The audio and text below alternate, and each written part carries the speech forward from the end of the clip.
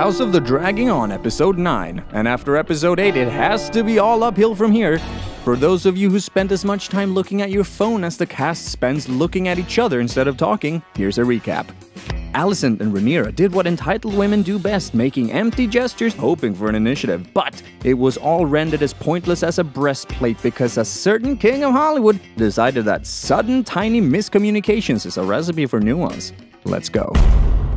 At long last, the end came for everyone's favorite acting performance. The father, the brother, the cousin, the husband, the grandsire. And protector of the realm. And okay, I know what you're thinking. Viserys had as many death scares as Daemon had girlfriends, so how do we know that this time is the one for sure? Well, it's beyond any doubt because this unnamed child saw it with his own eyes. With his own eyes, Your Grace? With his own eyes, no need for an adult to double check. Well, good thing all is in order with the succession being set and reaffirmed multiple times throughout the season. I, Viserys Targaryen, do hereby name Rhaenyra Targaryen, heir to the Iron Throne. But I swear to you now, on your mother's memory, you will not be supplanted. The responsibility I have handed to you, 'tis larger than the throne. Rhaenyra is my heir. Upon my death, my throne and my titles will pass to her. Anyone whose tongue dares to question the birth of Princess Rhaenyra's sons should have it removed. I raise my cup to you and to your house. You will make a fine queen.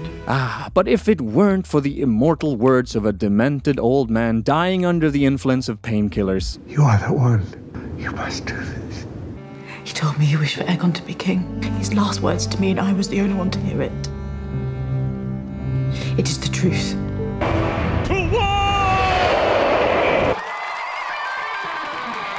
But hey, this adds, what, the second thing the show has built up to across more than one episode to the list? Let's celebrate that with some Cersei music playing over dramatic shots of, Samara. Talisa? Elena? No, you told me once. Meryl? Bessie. Talia. It really doesn't matter, does it?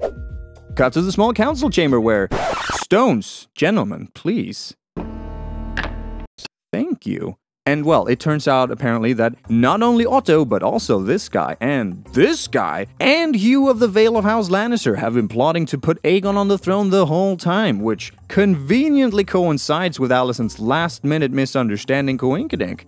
How about that? With his last breath, he impressed upon the Queen his final wish that his son, Aegon, should succeed him. But enter Lord Beastbury, best known for, never mind. Hundreds of lords and landed knights swore fealty to the princess. It is treason, at the least! But that's not how power works, BC. One cannot simply object to a room full of adversaries. It always surprises me who hasn't watched Game of Thrones. Well, I have no part!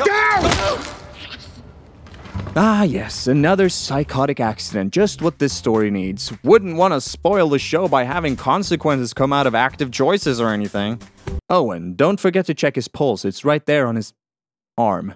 Yes, Grand Maester, well done. Anyway, Harold, what the fuck? Watch a colleague commit murder once, shame on me, but this is becoming a pattern, bro. Throw down your sword and remove your cloak, Sacristan. I was thinking something more drastic, but okay. I will not suffer insults to Her Grace the Queen. Granted, I'm not an esteemed Hollywood writer with Golden Globes coming out of my ass, but what insults were they? There was no insult to me, Sacristan. See? Has it come to this? Lord Commander, enough. Yeah, enough is enough, Harold. Haven't you caused enough trouble tonight as it is? This is where we draw the line. Kristen, you walk it off, mate. But Harold, I've just about had it up to here with you. What of Rhaenyra? Yes, what about Rhaenyra? Never mind the murder that just took place. The former heir cannot, of course, be allowed to remain free. Lord Commander Westerling, take your knights to Dragonstone. Be quick and be clean. Oh, look, Harold, it's your opportunity to do your job for once. Only one way to respond to blatant treason, right? I am Lord Commander of the King's Guard. Right, like responding to death threats directed at the royal family? I recognize no authority but the King's. Treason is treason. And until there is one, I have no place here. But there totally is one. Since episode 1, hello? Harold? God damn it. Alright, f*** it. Let's crown Aegon and get it over with then. Start this Dance of the Dragons before we all fall asleep. Where is Aegon? Not here. No way, a random setback just in time to waste another episode on an isolated problem that won't carry over to future episodes. Alright. Get on with it. Sir Eric, where's the prince? Forgive me, Lord Hand. I do not know. Find him. None can know who you are or what you seek, including the Queen. My lord. Bring him to me and me alone, Sir Eric. 10 seconds later. Your father has sent Sir Eric into the city to find him. Wow, Eric, you had one job. Aegon must be found and he must be brought to me. The very fate of the Seven Kingdoms depends on it. Yes, find him so we can crown him, because if Otto finds him first, he will also crown him. Wait, what am I missing here? I'm a bit confused. I'll come with you. Then go! Okay, first stop the brothel. Pretty solid bet, I suppose. Time to get it wet. Every woman is an image of the mother, to be spoken of with reverence. The Princess Rhaenyra is spoiled. The prince is not here. Ah, shucks. Well, it was worth a shot, and the 2 minutes of screen time it took to accomplish absolutely nothing. Oh well, on to the next one. But first, over in the throne room, Otto pulls a Season 6 Cersei and addresses his fellow lords and ladies, but not Rhaenys because she's locked up now. You once swore your banners to Rhaenyra, you must now pledge them to the future king. Which they're happy to do because of, his menacing posture? Come, bow before your king. Honestly, could he have at least spent a couple of seasons starving the population, behead a political opponent or two, blow up a scepter or something before swinging his dick around like he owns the place? Who are these lords and what reason do they have to bend over for him anyway? Bow, you shits! I am no oath breaker. I will not bend the knee. Right on, a bit of backbone from Lord, f*** me, who is this and why should I care? Lord Merryweather. Lord Merryweather, ladies and gentlemen. Listen, if you want to introduce and kill off a character in the same episode while, you know, giving the audience a reason to care in the process, just look at the wildling woman at Hardhome who hated Thens and loved the children.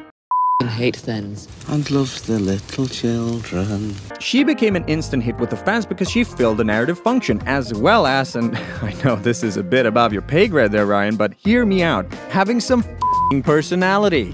Anyone else? House Fell keeps its sworn oath to the princess. Oh yes, House Fell, famous for being the ancestors of the North Remembers lady. Very well.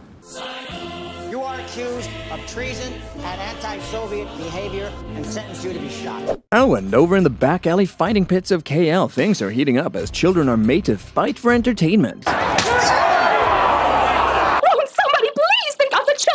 Wait, are these kids fighting with rotten tomatoes in their hands? Or did the audio department have a really bad day at work here?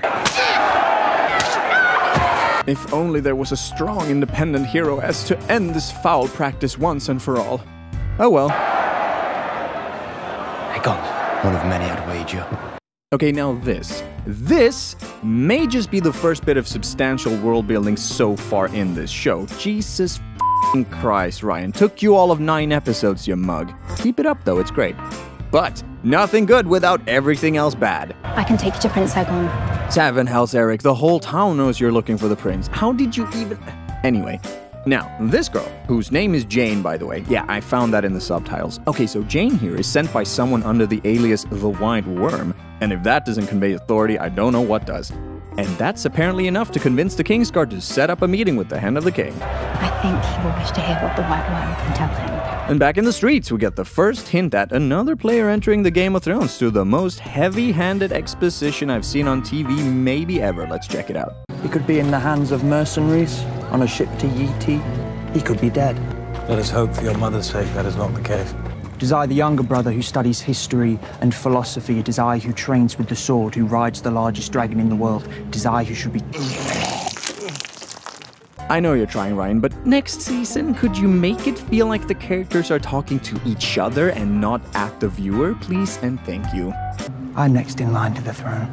Should they come looking for me, I intend to be found. Hey, that's more like it. But just in case, let's all take note of this Chekhov's gun and hold Ryan accountable when Aemond inevitably makes a play for the throne in Season 2, but comes back to the fold all in one episode with no consequences carrying over whatsoever. Meanwhile, Lord Caswell, who looked uncomfortable while swearing fealty to Aegon, keeps looking uncomfortable, which means he's a traitor. He was fleeing from the gate. A warning for the princess, I'd wager. I mean, word will get out, like, later today anyway, so what difference does it make? Let the king's justice take him. Okay. And look, it appears the king was dead all along. Sorry for downing you, kid. You have very keen eyes after all. And poor Alicent, losing her best friend in the whole wide castle. Anyway, let's check on Rhaenys and make sure that she's down with the whole usurping of the throne thing. You're usurping the throne. It was my husband's dying wish. As convincing as that is likely to come across, perhaps there are other ways to appeal to the strong, independent Rhaenys. Dear cousin. No, I mean like woman to woman, if you know what I mean. You, more than any soul alive, understand what I say now. You should have been queen. Yes! The Iron Throne was yours. That's what I'm talking about. We do not rule.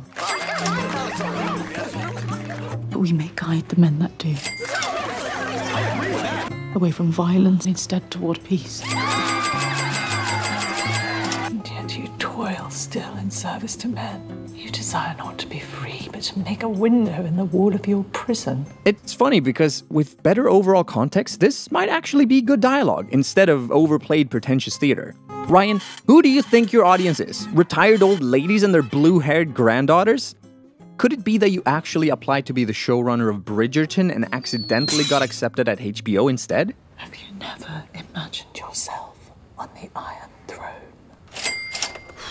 And over in the middle of the f***ing street where everyone can see them, a top-secret meeting reveals that the White Worm was Mysaria all along. My goodness, the tension from all this build-up was really getting to me there. Where's the prince? He is safely tucked away.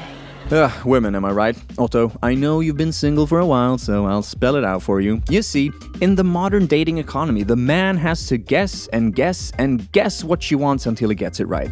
But don't make the mistake of asking her what the hell it is she wants, because that's a little something called toxic masculinity. I want an end to the savage use of children in Flea Bottom. They are forced to fight unless... I look into it. Oh my gosh, just like that, problem solved. So where is Aegon then? Under an altar in the Sept. Right, that makes so much sense. Okay, question.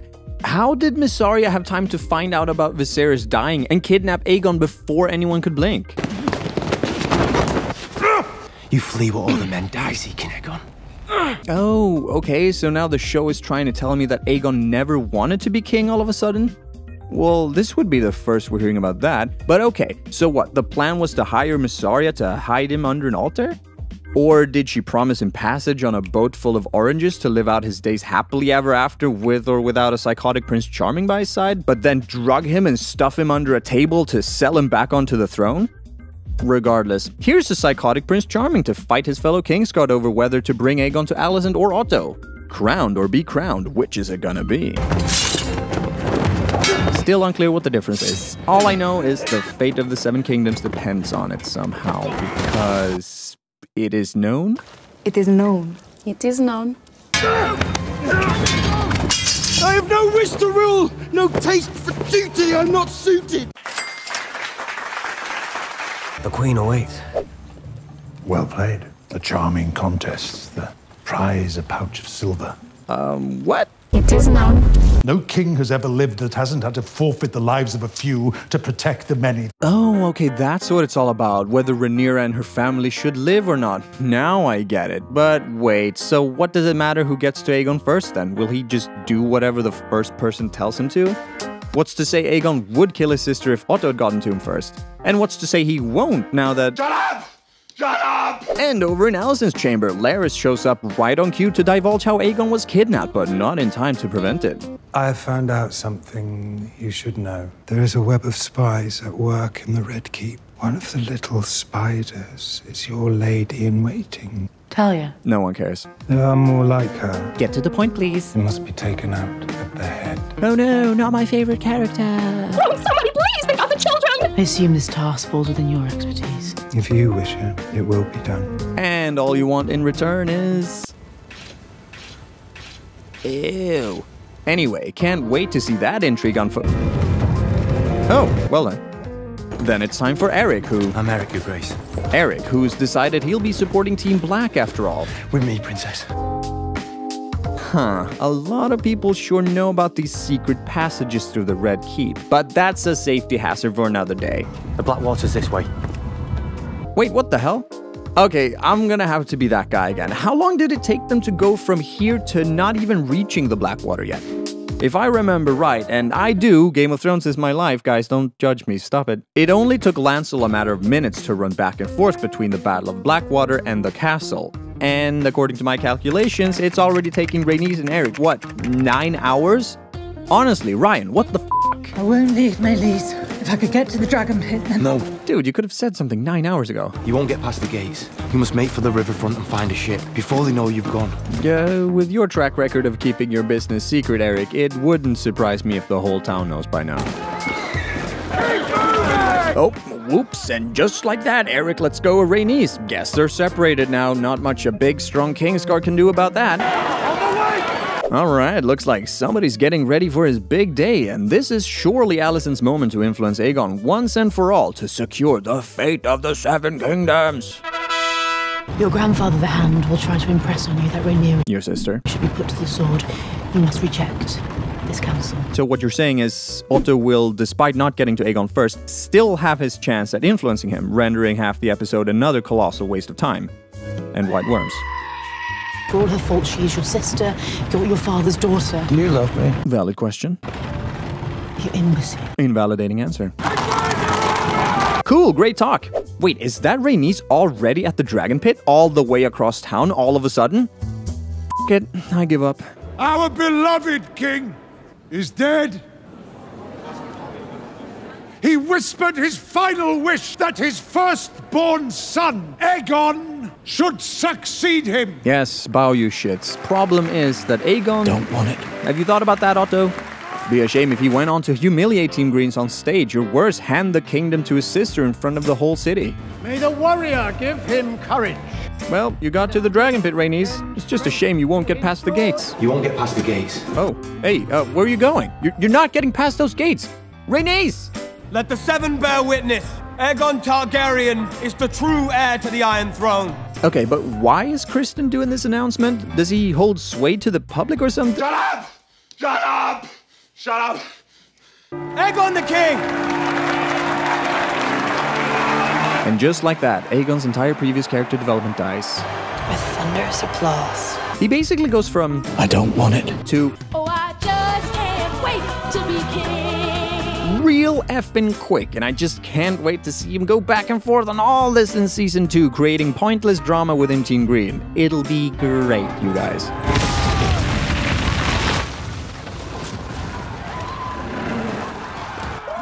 Whoa, I almost forgot this was a dragon show, and who better to remind us than mass murderer Rhaenys, whose impressive prediction that bursting through the floor wouldn't collapse the entire building is almost as badass as that armor. Wait a second, where did she get that armor? Was there really no one guarding her dragon? Was she really allowed to just browse around picking out a new outfit and everything? They'll expect you there, princess. You clearly know nothing, Eric Snow, you complete buffoon. Shut up! But hey, can we talk about how cool it is to murder scores of innocents with so much pizzazz? Damn. This is what it means to be a Targaryen, people. Fire and blood, death to your enemies.